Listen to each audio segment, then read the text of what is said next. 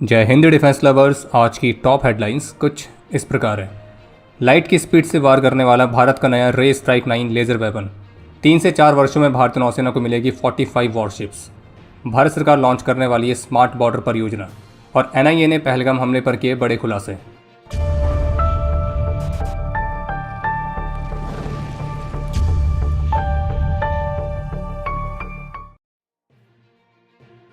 भारतीय नौसेना के vice chief vice admiral Sanjay Vatsyayan की तरफ से कंफर्म किया गया कि अगले 3 से 4 वर्षों में भारत में बनी लगभग 45 शिप्स भारतीय नौसेना को डिलीवर की जाएंगी। भारतीय नौसेना के लिए 69 शिप्स, 6 सबमरीन्स और लगभग 120 फास्ट इंटरसेप्टर क्राफ्ट की खरीद के लिए AO1 को मंजूरी दी गई है। और इसलिए भारतीय नौसेना के वाइस चीफ का कहना था कि ये पूरी डिफेंस बिल्डिंग इकोसिस्टम के लिए एक बहुत बड़ा अवसर है और जिसमें वे भारतीय नौसेना की रिक्वायर्ड कैपेबिलिटीज़ के साथ समय पर क्वालिटी प्रोडक्ट्स को डिलीवर कर सकते हैं।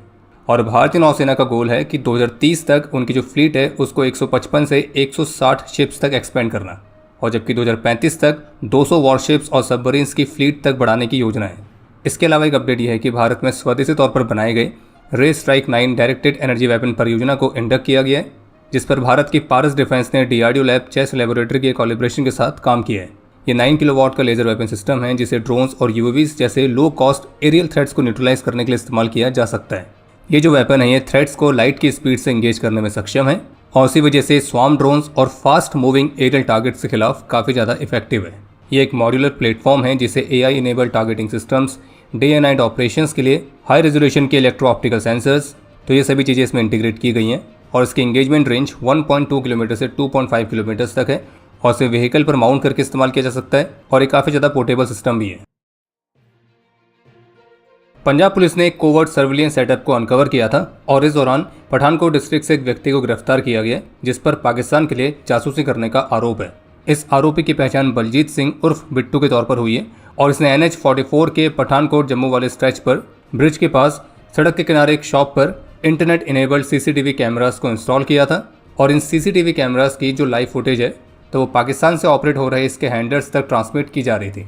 और पंजाब पुलिस को रणनीतिक रूप से बेहद ही महत्वपूर्ण इस हाईवे कॉरिडोर के पास सस्पिशियस एक्टिविटी होने के इंटेलिजेंस इनपुट्स मिले थे और उसके बाद ही ऑपरेशन लॉन्च किया गया था।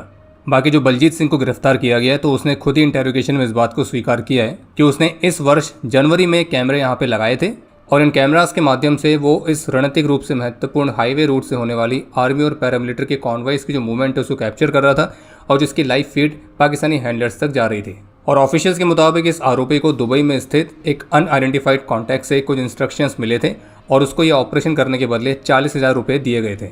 और इस जासूसी नेटवर्क में इस बलजीत सिंह के अलावा 3 और नाम सामने आए हैं जो कि FIR में दर्ज हैं। विक्रमजीत सिंह उर्फ विक्का, बलविंदर सिंह उर्फ विक्की और तरनप्रीत सिंह उर्फ तन्नू। और इनके खिलाफ भी केस दर्ज किया गया और पुलिस का कहना है कि जो आरोपी हैं ये एंटी नेशनल और क्रिमिनल एक्टिविटीज़ में शामिल हैं और बाकी इन बचे हुए सस्पेक्ट्स को भी गिरफ्तार करने के लिए रेड्स जारी हैं। और जैसे कि अभी कुछ ही समय पहले भारत के और भी अन्य जगहों से CCTV कैमरास के माध्यम से जासूसी करने वाला जो नेटवर्क है उसको बस्ट किया गया है, जो कि ये भी दिखाता है कि कैसे जो भारत के एडवर्सरीज हैं वो भारत में जासूसी करने और फिर उसके बाद अपने ऑपरेशंस को अंजाम देने के लिए अब नई नई तरह की टैक्टिक्स का इस्तेमाल कर रही हैं।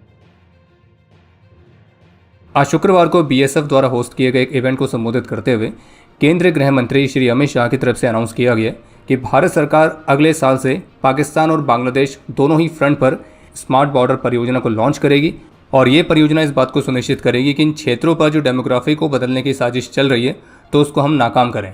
और इसके साथ उन्होंने इस बात को दोहराया है कि भारत सरकार हर एक घुसपैठिए को ढूंढेगी और उसे भारत से बाहर भेजेगी। और ये जो स्मार्ट बॉर्डर वाली परियोजना है इसके माध्यम से इस बात को सुनिश्चित किया जाएगा कि पाकिस्तान और बांग्लादेश के साथ लगी जो हमारी सीमाएँ हैं वो एक तरह से अभेद्य बन जाएँ ताकि वहाँ से घुसपैठ ना हो। और भारत सरकार ने निर्णय लिया है कि वो 1 साल के अंदर पाकिस्तान और बांग्लादेश के साथ एक बहुत ही स्ट्रॉन्ग सिक्योरिटी ग्रिड को क्रिएट करेंगे। और जो स्मार्ट बॉर्डर वाली परियोजना है इसके माध्यम से technology, drones, radars, smart cameras तो इन सभी को बॉर्डर एरियाज़ पर डिप्लॉय किया जाएगा ताकि जो हमारे बॉर्डर्स हैं तो उनको कोई भेद ना सके। और इसके अलावा उन्होंने BSF ट्रूप से भी इस बात का आग्रह किया कि वे भी इस बात को सुनिश्चित करें कि जो भारत की डेमोग्राफी को आर्टिफिशियल तरीके से बदलने की कॉन्स्पिरेसी चल रही है तो उसको डिफीट किया जाए। और भारत सरकार जल्द ही हाई पावर्ड डेमोग्राफी मिशन को भी डिक्लेयर करने वाली है।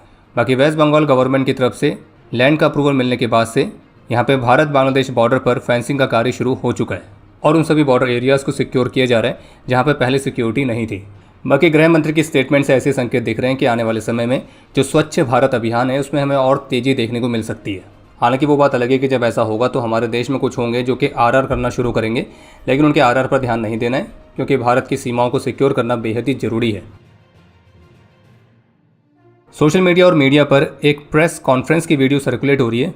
तो इसी वीडियो को लेकर एडीजीपी ने आर्मी की तरफ से पुष्टि की गई है कि इस वीडियो में आर्मी की यूनिफॉर्म में जो इंडिविजुअल्स दिख रहे हैं, जिनके नाम है चंदू चौहान, हरिंद्र यादव और पी नरेंद्र, तो इन तीनों को आर्मी की सर्विस से अनुशासनहीनता और गैर सैनिक आचरण के चलते डिसमिस किया गया था।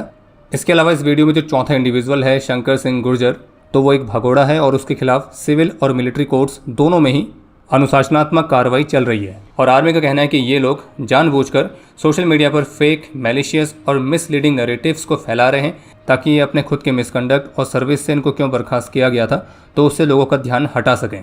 और आर्मी ने सभी सिटीजन्स को इस बात की एडवाइस दी है कि इस तरह के प्रोपेगेंडा में ना फंसें और मिस इन्फॉर्मेशन के खिलाफ सतर्क रहें।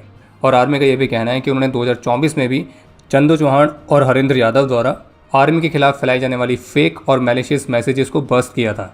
और अब इस तरह की प्रेस कॉन्फ्रेंस के माध्यम से कुछ और नहीं बल्कि भारतीय सेना की छवि को बिगाड़ने की कोशिश की गई है। और आपको स्पष्ट कर देते हैं कि इस प्रेस कॉन्फ्रेंस में जिन 4 लोगों की बात की गई है तो उन पर आरोप कुछ इस तरह से हैं।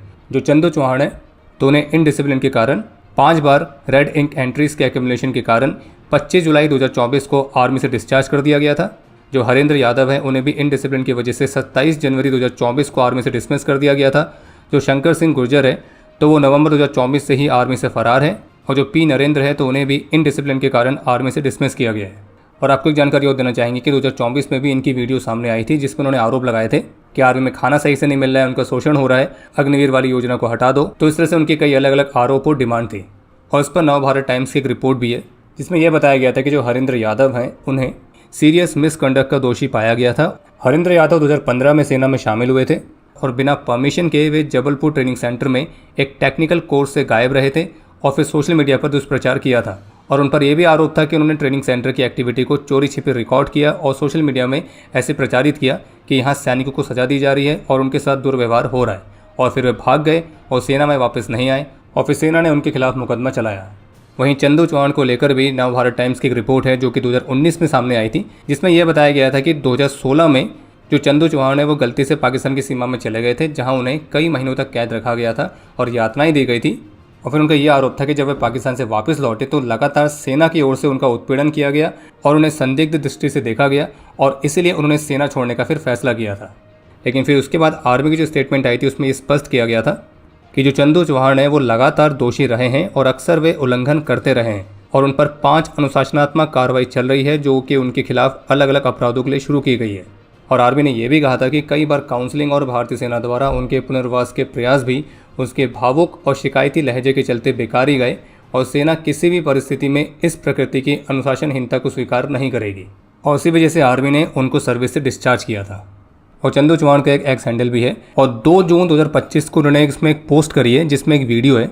इस वीडियो में वे एक पोस्टर के साथ दिख रहे हैं और वो पाकिस्तान गवर्नमेंट से अपील करते हुए दिख रहे हैं कि इंसानियत के नाते कि मुझे अपने वहाँ आप शरण दो। लेकिन उनके हाथ में जो पोस्टर है अगर आप उसको थोड़ा ध्यान से देखेंगे तो उसमें एक साइड में शहबाज शरीफ यानी कि पाकिस्तान के प्रधानमंत्री की फ़ोटो लगी हुई है और दूसरे साइड में पाकिस्तानी आतंकी हाफिज़ सईद की। और बाकी अगर आप इंटरनेट पर सर्च करेंगे तो उनके बारे में आपको मल्टीपल मीडिया रिपोर्ट्स मिल जाएंगी अलग अलग टाइमलाइंस की कि कैसे कैसे क्या क्या हुआ है। NIA द्वारा फाइल की गई चार्जशीट के मुताबिक पहलगाम हमले को पाकिस्तान के लश्कर और उसके प्रॉक्सी ग्रुप TRF ने ही प्लान और कंट्रोल किया था। और NIA की इन्वेस्टिगेशन में सामने आया है कि जो पाकिस्तानी हैंडलर है साजिद जट तो उसने ऑपरेशन कोऑर्डिनेट किया था जिसमें movement, targeting, drone based weapon की सप्लाई और कम्युनिकेशन ये सभी चीज़ें शामिल थी। और पाकिस्तान बेस्ड हैंडलर से एग्जैक्ट कोऑर्डिनेट्स मिलने के बाद जो हमलावर थे वो बैसरन के मैदानी वाले इलाके में पहुंचे। हमला करते समय एक हमलावर ने GoPro कैमरा भी पहना हुआ था। ये वही सेम टैक्टिक्स हैं जो कि पहले के आतंकी हमलों में भी इस्तेमाल की गई थी, जो कि संभावित रूप से उनके प्रोपेगेंडा और आगे के ऑपरेशन रिव्यू को रिकॉर्ड करने के लिए थी। इन्वेस्टिगेटर्स ने पाया है कि जो हमलावर थे उन्होंने AK-47 और M4 कार्बाइंस का इस्तेमाल किया था और सिविलियंस को एक किल जोन के अंदर ट्रैप करके मैक्सिमम कैजुअलिटीज़ के इरादे से मल्टीपल डायरेक्शन से कोऑर्डिनेटेड फायर किया गया था। और इस पूरे हमले में 7 आरोपियों के नाम सामने आए हैं जिसमें से एक है साजिद जट जो कि पाकिस्तान बेस्ड हैंडलर है, 3 हमलावर जिनके नाम है फैसल जट उर्फ सुलेमान, हबीब ताहिर उर्फ जिब्रन भाई और हमजा अफगानी। इन तीनों को ही भारत की फोर्सेज एलिमिनेट कर चुकी हैं। इसके अलावा 2 लोकल्स भी हैं, बशीर अहमद और परवेज़ अहमद, और एक लश्कर और TRF का है। और ये भी सामने आया कि जो 3 हमलावर थे जिन्होंने इस हमले को अंजाम दिया था तो वो बैसरन के बाहर ही रुके हुए थे और इस हमले को अंजाम देने से पहले उन्होंने लंच किया और फिर हमले को अंजाम देने के बाद जश्न के तौर पर उन्होंने गोलियां भी चलाई थी। बाकी digital evidence, wireless communication intercepts, जो विटनेसेस थे उनकी टेस्टिमनीज, तो ये सब इसी बात को साबित करते हैं कि इस ऑपरेशन को डायरेक्ट करने के लिए जो पाकिस्तान है वो इसमें मुख्य रूप से शामिल था। और इस जांच को कंप्लीट करने के लिए NIA ने 1113 विटनेसेस को एग्जामिन किया है और NIA अभी भी इसको इन्वेस्टिगेट कर रही है और कुछ कंट्रीज से फाइनेंशियल ट्रेल को अनकवर करने के लिए रिस्पॉन्स आने का इंतजार है। और इसके अलावा उन ओवरग्राउंड वर्कर्स को भी आइडेंटिफाई करने का प्रयास किया जा रहा है जो कि उस साजिद जट के साथ कोलैबोरेट करके काम कर रहे थे। और ये हमलावर और आतंकी संगठन जैसे कि जैश, अलकायदा, उनके एफिलिएट्स, हमास और ऐसे अन्य जो ग्लोबल आतंकी संगठन हैं, तो उनके बीच किस तरह के लिंक थे, तो उसकी भी जांच की जा रही है। बाकी एक अपडेट है वेस्ट एशिया कॉन्फ्लिक्ट को लेकर, जिसमें CNN की तरफ से रिपोर्ट जारी करके बताया गया है कि जो ईरान है उसने ड्रोन के प्रोडक्शन को एक बार फिर से शुरू कर दिया है और वो भी उस रफ्तार से जितने की उम्मीद अमेरिका ने भी नहीं करी थी। और ये जो रिपोर्ट है ये US के उन दावों को भी खारिज करती है जिसमें US ने दावा किया था कि ईरान की जो कैपेबिलिटीज़ हैं उनको उन्होंने पूरी तरह से तबाह कर दिया है। और CNN की रिपोर्ट में US इंटेलिजेंस के सोर्सेज के हवाले से क्लेम किया गया है कि उनका अनुमान है कि जो ईरान है वो लगभग 6 महीने के अंदर ड्रोन अटैक कैपेबिलिटी को फिर से पूरी तरह से बना लेगा। जबकि इसी बीच एक रिपोर्ट ये सामने आई है जिसमें इंटेलिजेंस ऑफिशियल के हवाले से दावा किया गया कि इजराइल को इस बात का डर है कि जो ईरान है वो सीज फायर टॉक्स के बीच कोई सरप्राइज अटैक लॉन्च कर सकता है। और अब समय है आज के इतिहास का। आज के दिन 2016 में जम्मू कश्मीर में एक ऑपरेशन के दौरान अपने अदम्य साहस और वीरता का परिचय देते हुए नायक GP महादेव वीर गति को प्राप्त हुए थे और इन्हें मरणोपरांत शौर्य चक्र से सम्मानित किया गया। आज के दिन 1999 में कारगिल में अपने अदम्य साहस और वीरता का परिचय देते हुए लांस नायक राजकुमार वीर गति को प्राप्त हुए थे। और आपके लिए आज का प्रश्न है कि कारगिल वॉर में इंडियन आर्म फोर्सेस ने कौन कौन सी मेजर ऑपरेशंस लॉन्च किए थे। और अब समय है आज के टॉप 3 कमेंट्स का, जो ये रहे आपकी स्क्रीन पर।